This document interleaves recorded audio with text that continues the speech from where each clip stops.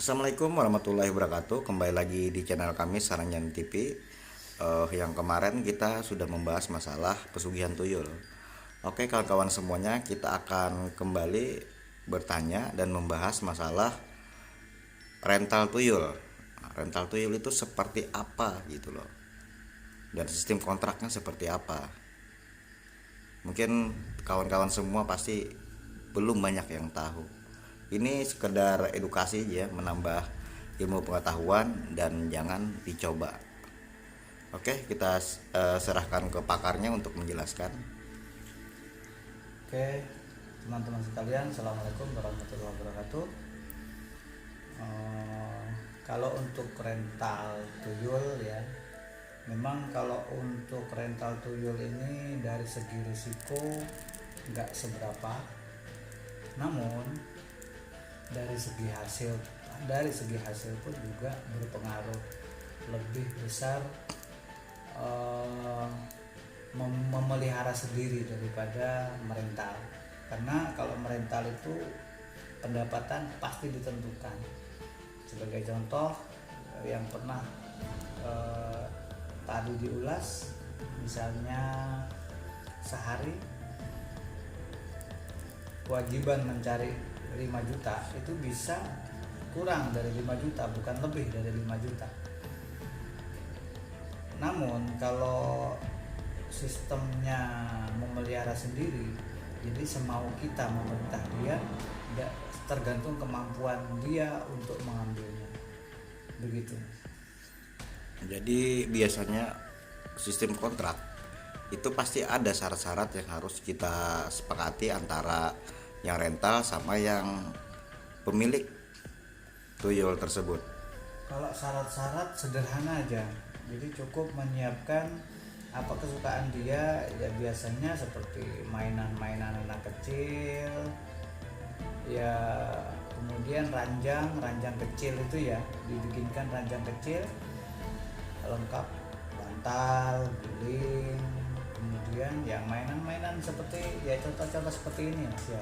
Nah, seperti ini. Jadi kesukaan anak kecil itu syarat-syaratnya. Kemudian setiap malam-malam tertentu memang dia harus ngajak bermain juga agar dia juga betah berkumpul dengan si perental tadi. Jadi kayak diajak jalan-jalan, kemudian ya di tempat-tempat yang sekiranya dia senang lah.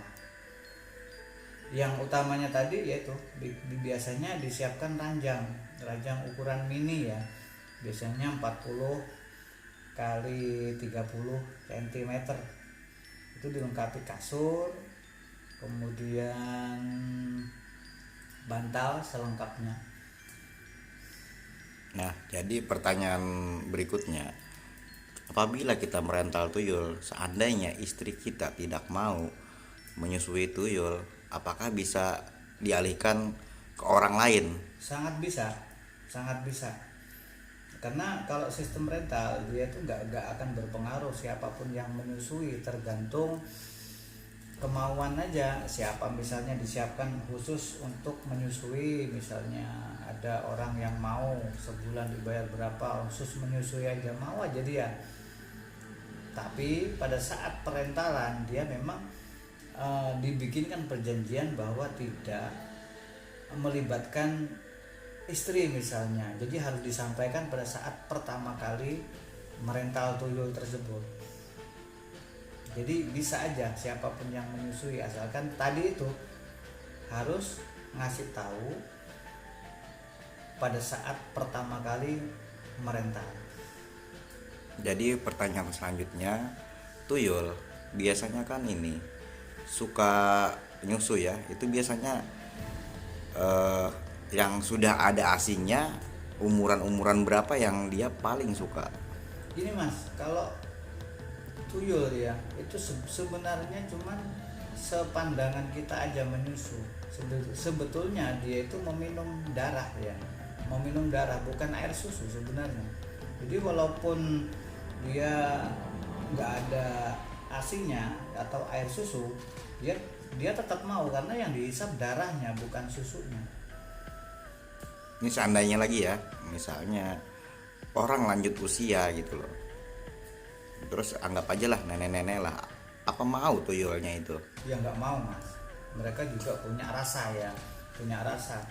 Jadi contoh misalnya ya biasanya yang dia mau itu 40 ke bawah ya, 40 ke bawah bukan 40 ke atas, karena dari segi darah pun 40 ke bawah itu masih seger-segernya.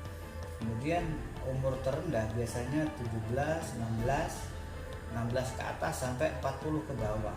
Biasanya yang disukai yang umur-umur segitu. Dan tuyul sendiri itu apakah setiap malam dia menyusu gitu? Semau dia mas, semakin kencang dia kita suruh, semakin kencang juga dia menyusu. Berarti seperti itu ya. Berarti semakin banyak kita suruh, misalkan lembur, siang kerja, malam kerja, itu nambah banyak dia minum susunya. Ya yang jelas kan dia butuh energi juga. Kemudian ya selain menyusu, dia memang ya suka dengan aroma-aroma wangian, contoh bunga-bungaan. Kemudian ya di kamarnya disiapkan kayak cemilan, ya layaknya anak kecil gitu lah. Kemudian biasanya kalau untuk di Pulau Jawa, ini di Pulau Jawa ya, kalau dari Jawa Tengah ke timur itu biasanya sudah berbentuk dewasa ya, tapi tetap dia juga minum susu atau darah. Tapi kalau yang dari Jawa Tengah ke barat lagi itu biasanya memang rata-rata kecil, itu perbedaannya. Dan rata-rata kalau yang dibawa nyebrang ke wilayah Kalimantan Selatan ini dari Jawa yang agak ke barat ya. Jadi seperti ini, kita kan rental tuyul, apakah benar itu yang seperti di film-film itu kita dikasih patung seperti manusia kecil itu? Nggak bener mas, karena gini, tuyul itu sebenarnya bangsa lelembut ya, bangsa lelembut. Jadi nggak mudah kelihatan mata. Kemungkinan besar gini, kalau ada salah satu paranormal atau ahli spiritual yang mampu merentalkan tuyul, kemudian dikasih semacam patung, itu biasanya untuk media aja, media penyimpanan raga biasanya mas. Jadi itu untuk raganya, kemudian rohnya dimasukin ke situ. Secara visual dia berbentuk patung, biasanya dari perunggu atau dari kuning sari biasanya. Tapi rata-rata itu cuma sebatas media aja, sebetulnya nggak, tanpa patung pun bisa. Dan juga untuk efeknya ya, yang misalnya kita menyewa seseorang untuk menyusui, itu dampak buat dia sendiri apa? Buat yang menyusui maksudnya? Iya. Yang jelas gini mas, karena mereka itu makhluk lelembut ya, setiap kali menyusui pasti adanya makhluk-makhluk jin juga yang masuk terhadap tubuh si perempuan itu.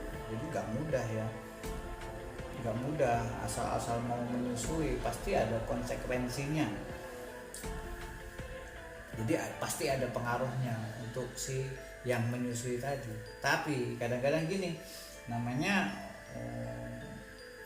keadaan, biasanya keadaan ekonomi, balik lagi keadaan ekonomi ya, karena ekonomi memang menengah ke bawah, kemudian dikejar dengan kehidupan yang wah, akhirnya ya mau aja dengan jalan-jalan seperti itu, karena hasilnya juga lumayan.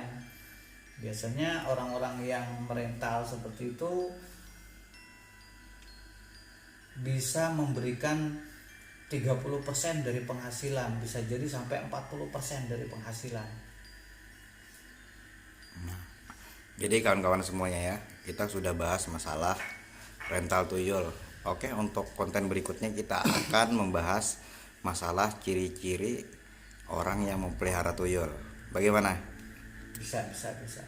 dan itu memang nggak bisa dipungkiri ya, pasti punya ciri-ciri tertentu, dan itu memang ya lumrah, tanpa disadari si pemilik dia akan ada sedikit perubahan, baik daripada fisik, kemudian kebiasaan dia bergerak, itu tanpa dia sadari pasti ada perbedaan dengan orang-orang yang biasa normal tanpa menggunakan jasa tuyul, dengan orang yang menggunakan jasa tuyul pasti ada perbedaan. Oke kawan-kawan, untuk konten berikutnya kita akan membahas itu. Jadi untuk pesan-pesan untuk kawan-kawan yang mau merental tuyul itu, sebaiknya anjurannya seperti apa? Mending tidak usah atau seperti apa? Jadi gini, segala sesuatu yang sifatnya cepat pasti ada risiko. Sekali lagi, segala sesuatu yang sifatnya cepat pasti ada risiko. Sama halnya kita berjalan, kalau kita pelan-pelan kemungkinan besar keselamatan tuh 80%. Tapi kalau kita melajukan kendaraan dengan cepat, bisa sisa 40% atau 30% aja tingkat keselamatan kita. Walaupun kita sehati-hati mungkin ya, sehati-hati mungkin untuk tidak melanggar aturan-aturan dalam merental tuyul, tapi namanya setan Mas ya, pasti berusaha untuk menjerumuskan kita. Jadi pesan saya, kalau masih bisa untuk bekerja dengan baik, lebih baik bekerja, karena perintah Allah. Jadi untuk di dunia ini kita memang untuk bekerja ya, bukan untuk seperti itu. Mungkin seperti itu. Oke kawan-kawan, cukup sampai di sini dulu penjelasan kita tentang rental tuyul. Assalamualaikum warahmatullahi wabarakatuh. Terima kasih banyak sudah menonton, dan jangan lupa saksikan konten video kami berikutnya.